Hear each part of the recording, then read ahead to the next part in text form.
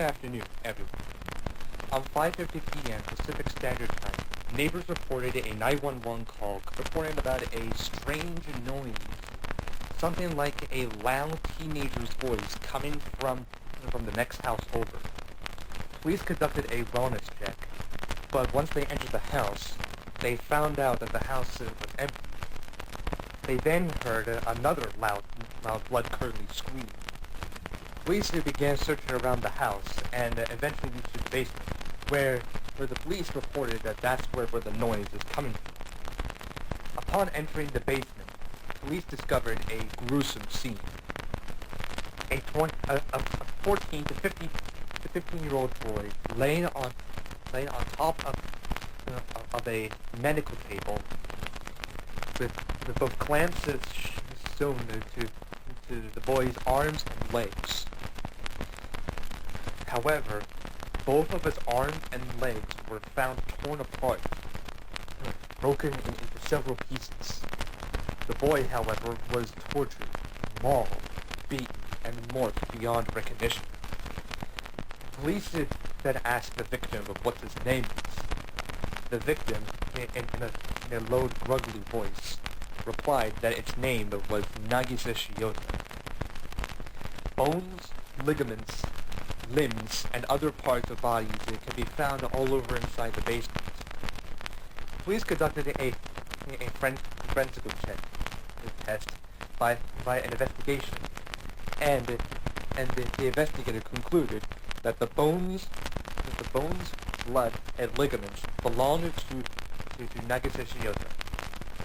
It is unclear as to who or what did this to Nagisa Shiota, since the house was completely empty. Police then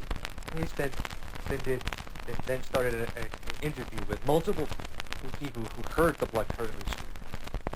However, all came back empty-handed.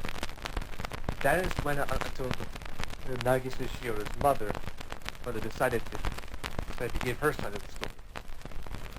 Her mother said that she was abusive towards Nagisa, always trying to say that she always wanted a girl and not a boy, and wanted to turn Nagisa Shiota into a girl.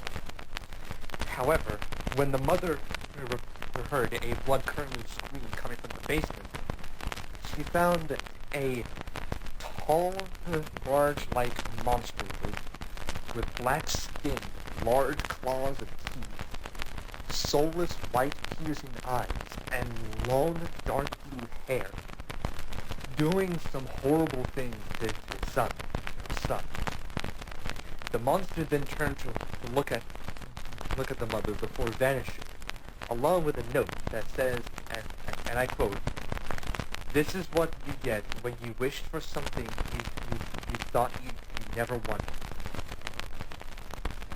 She began crying for 25 minutes non-stop until she decided to leave the house, leaving the boy alone and stranded. The mother is currently on trial to see if the claims are true. In other news, Kunikigaoka Junior High School is now closed after the brutal incident taking place behind Nagisa.